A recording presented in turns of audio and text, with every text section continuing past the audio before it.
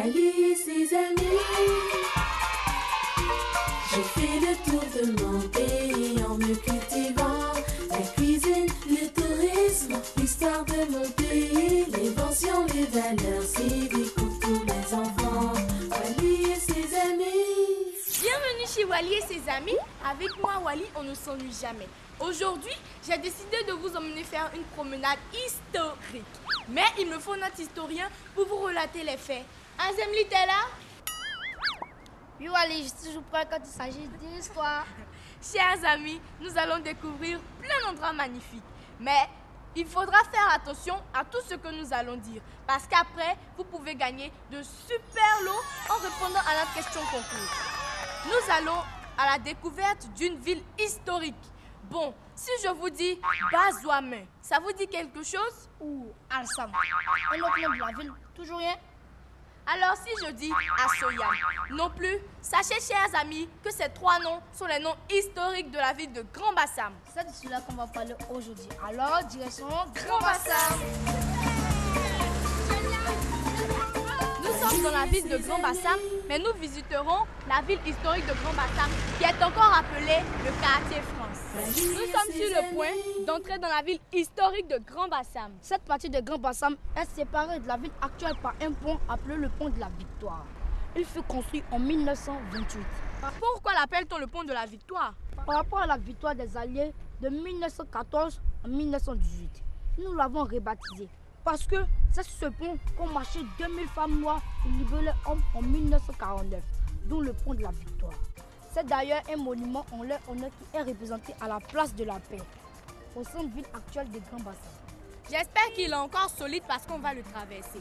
Mais dis-moi, avant d'aller plus loin, d'où vient le nom Grand Bassam? Parce que nous avons cité trois noms historiques de la ville de Grand Bassam au début de l'émission. Eh bien, selon les écrits des Européens, Bassam serait tout simplement le nom du fleuve Comway qui traversait la ville. Le premier nom fut donné Bassam avec T. Ensuite, Bassam sans T pour donner enfin Bassam. La ville épousa alors le nom du fleuve. Alors ce quartier est entouré d'eau. D'un côté l'océan Atlantique et de l'autre la lagune ou la ville. Azemi, nous sommes dans la ville historique de Grand Bassam. Alors par où devons-nous commencer notre visite? Avant tout, Wally, il faut que tu saches qu'ici il y a trois zones. La première zone, la zone administrative. Ensuite, la deuxième, la zone commerciale. Et enfin, la troisième, la zone résidentielle. Nous allons découvrir la zone administrative. Et nous pourrons voir les anciens bureaux du premier gouverneur de la Côte d'Ivoire. Oui, le gouverneur Louis-Gustave Benji. Alors, ne zappez surtout pas, on y va? Il faut savoir que tous ces murs de ce bâtiment ont été préfabriqués en France et montés ici. Pour la petite histoire, c'est en 1892 que le capitaine Benji vient en Côte d'Ivoire et compléta la reconnaissance du pays. Le 10 mars 1893, la Côte d'Ivoire devient enfin une colonie française. Mais son premier gouverneur fut naturellement Benji. Il devait habiter bien loin le gouverneur, puisqu'ici c'est la zone administrative. Non, bien au contraire, sa maison est juste très clôture. Je vois, elle a été transformée en musée, mais pas n'importe lequel. Chers amis, en découvrant la maison du gouverneur, vous allez découvrir comment on s'habille dans nos différentes régions. Car c'est désormais le musée national du costume. Alors on y va?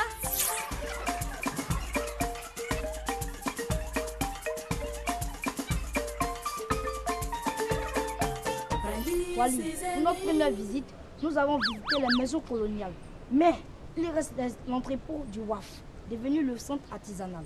Oui, nous allons le découvrir avec nos amis. Le chemin de fer nous a conduits jusqu'à la douane. En effet, il traversait la douane pour aller aux entrepôts. Tout comme la plupart des maisons coloniales, le bâtiment Poste et Douane a été préfabriqué en France et assemblé sur place en 1894. L'aile gauche était appelée douane et l'aile droite la poste. En 1920, un bâtiment fut construit au milieu et l'ensemble fut baptisé l'hôtel des postes. Aujourd'hui, ce bâtiment abrite la maison du patrimoine culturel de Grand Bassam. Donc c'est dans ce bâtiment qu'on s'occupe de toute la ville de Bassam. On y entre.